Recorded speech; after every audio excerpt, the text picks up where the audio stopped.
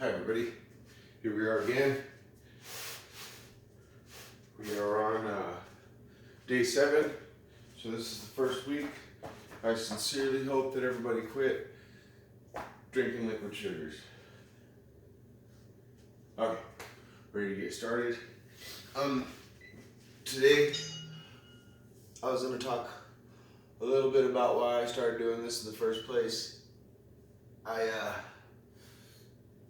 My intention is to get people to understand that if they change this little portion of their life, this little tiny piece, that it'll change all the rest of their life. And I'm not saying everybody's lives are bad, but one day I asked myself, what do you do right now and do you like doing that? And I did, and I don't. You know, I work for a living like everybody else in the world, but or most people in the world, but I don't really particularly want to do this for the rest of my life. Like, it's not like I want to have some legacy, you know, it's not like, you know, it's not any kind of, I don't desperately need a legacy or anything, but, you know, it's not like what I'm doing right now is something magnificent. It's not like it's something that I can, you know, that my kids will talk about for years even, let alone other people. So, I don't think that me doing this exercise is changing anything in the world by any stretch. And I don't think me starting a routine is changing anything in the world by any stretch. But if you want to make other people's lives better, which is what I want, I just want your lives to be better. I want everybody's lives to be better and a little bit easier to live through, right? And so, you know, people out there who look at themselves in the mirror and say, I hate this, I don't like this, I don't like the way I look, I don't like the way I feel, I don't want to have this belly anymore, I don't want to have, you know, I don't want to be sick anymore. I don't want to breathing heavy when I tied my shoes was what got me. I was probably at about 185 pounds or so, 180, 185, somewhere in there. I was going up and down in that area for a while there.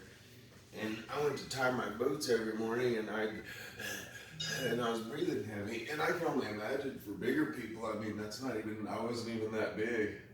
But, you know, for bigger people to have trouble tying your shoes, I mean, come on, you got your whole life to go still, whatever that is. I mean, it might be shorter if you don't do something about it now, right? But if you can't, you know, bend down and tie your shoes properly without breathing heavy and getting tired, there's a serious problem, and it's going to be a serious problem later on in your life. And then, you know, I don't want all you guys to die slow. You know, like my friends out there who are doing this, I don't want to be at your deathbed at all, ever. You know, it's my hope that we can die around the same time and not have to see each other die. And I'm aware that that ain't happening, but at least if you could last somewhat around the same age as me, that'd be great. And what we take into our bodies is what we are. I'm over the road a lot, so sometimes I listen to this dude named Sad. It's spelled Sad H Guru, but it's Sad Guru is what he's called. Oh, and this guy he makes me laugh. He's kind of a simple person. It's not like he's all overly, you know, smart or educated or anything like that. We're doing splits. Oh, and so he says that we are the most amazing creators in the world. And then you might ask why. Well, he says that we have the ability to turn a banana, an apple, or whatever else we want into a human. And so if you think about it, that is exactly what we do, and it's a really, really simple way of looking at it. But it was fun. It's funny to me to think of that. You know, we turn an apple into a human. You know, every day we turn a pear into a human. Most people turn a piece of pizza into a human and a donut into a human. And we literally turn these things into an us. And so, what are you made out of, you know? And if we don't start addressing what we're made out of, it's only going to get worse and worse and worse. And this can't be doing any good on our brain, because our brain is also made out of all this stuff, right? So even if you're born super, super smart, how much intellect are you losing to what you eat, what you take in, alcohol, all these things that we just kind of do because it's what we do, it's what we've been doing for all this time, but we can't keep doing it. Once in a while, fine. But, you know, for those of you who just drink once in a while, fine. I mean, if you only drink one time a month, that's not really that bad.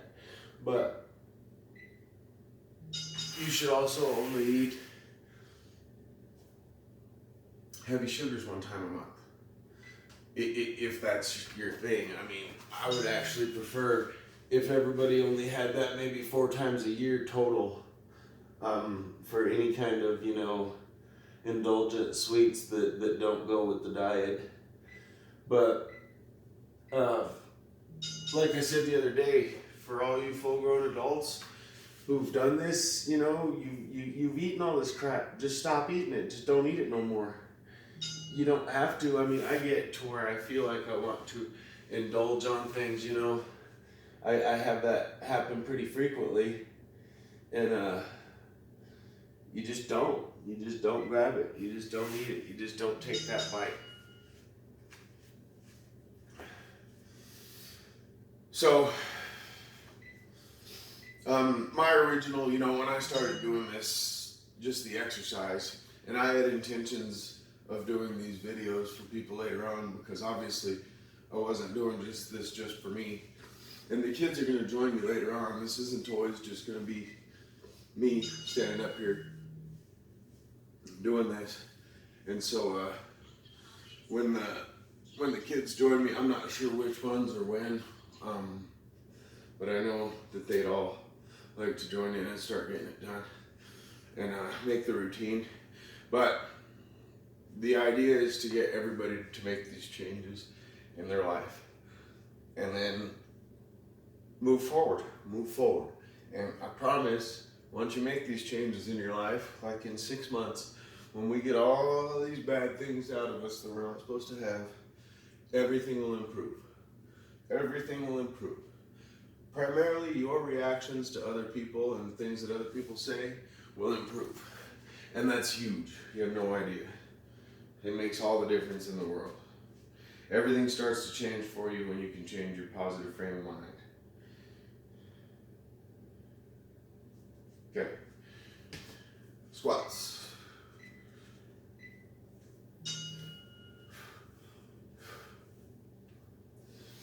And, you know, the incremental thing, like my daughter, Trisha, the second to oldest, she is struggling so bad with liquid sugars. She loves sugary tea. And she told me the other day, she said, "So what do I drink other than water?" And I said, "Nothing." You don't drink anything but water, pretty much, you know. I drink coffee with coconut milk in the mornings, and otherwise I just drink water. Or coconut and almond milk I'll also drink, but that's it. The other thing, if you really want, I do green smoothies, and I just do spinach, coconut milk, banana, orange, and apple, and I do a little piece of that, and throw it all in the blender, and it's a really good smoothie. I mean, if you're not drinking sugars all the time, it'll taste delicious, and you'll love it. But you know, if you have sugars all the time and every morning, it's not going to taste very good to you. Almost done. So, you know, my goal is to make everybody realize that everything that they take in and everything that they do makes the difference on how their life goes. And so, I really hope that everybody could try to make these changes, little changes. And like I say, I do the changes as little changes so that you're able.